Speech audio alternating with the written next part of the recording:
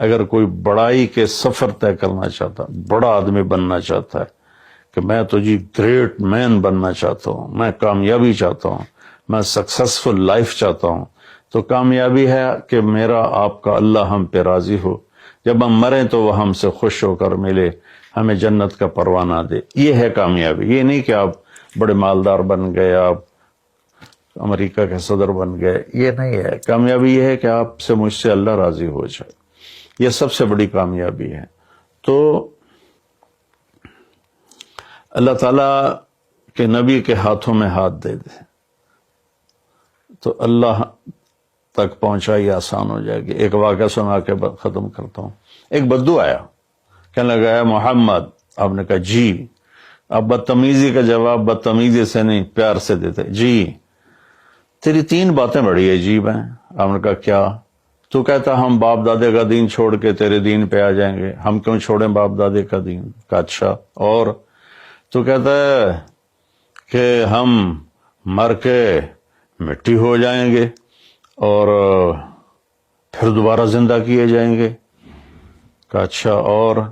تو کہتا ہے سورے عرب کو تیری امت فتح کر لے گی، ایران اور یورپ کو بھی تیری امت فتح کر لے گی۔ تو یہ کیسی بچوں والی باتیں کہا، ان کو روٹی نہیں ملتی اور یہ سنا رہا ہے ان کو کہ اس سے کیسر اور کسرا 2 بڑے بلاک تھے اس وقت۔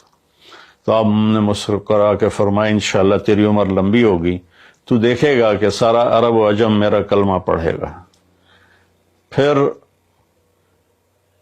تو دیکھے گا کہ سارا عرب و عجم یہاں مدینہ ڈھک کے آئے گا، اور پھر تو دیکھے گا کہ اللہ تعالیٰ قیامت کے دن تجھے بھی کھڑا کرے گا، مجھے بھی کھڑا کرے گا، اور میں تیرا ہاتھ پکڑ کے تجھے یاد دلاؤں گا کہ ہو گیا یہ زندہ ہونا کہ نہیں ہوا۔ تو وہ کہنے لگا نہیں میں نہیں مانتا، تو چلا گیا۔ اس نے پھر ابوبکر صدیق کے دور میں دیکھا سارا عرب فتح ہو گیا، کہنے لگا پہلی بات تو پوری ہوگی، ساری قوم نے کلمہ پڑھ لیا۔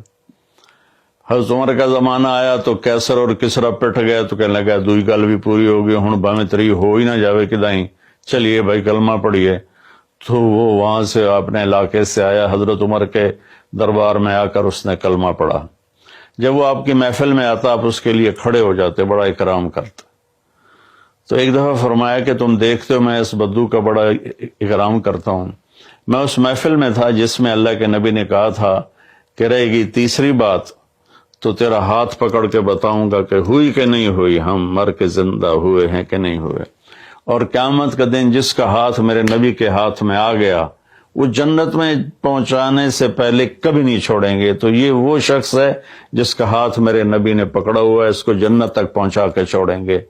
تو میرے عزیزوں، میرے بھائی بہنوں، بچوں بچیوں، ہم مختلف قسم کی نافرمانیوں کا شکار ہیں اور اس میں ہم لذت ڈھونڈتے پھر رہے ہیں اور فرسٹریشن کا شکار ہیں۔ ہماری نئی نسل نشوں پہ لگی ہوئی ہے۔ اللہ کے واسطے سب سے ہاتھ چھڑا کر اللہ کے نبی کو اپنا ہاتھ پکڑا دو، آپ کو یوں پکڑیں گے اور اللہ پاک سے جا کر ملا دیں گے، اور فرشتے بھی آپ پر رشک کریں گے۔ یہ واقعہ معراج کی اصل تھیم ہے، اور واقعہ معراج کا اصل پیغام ہے کہ کی محمد سے وفا تو نے تو ہم تیرے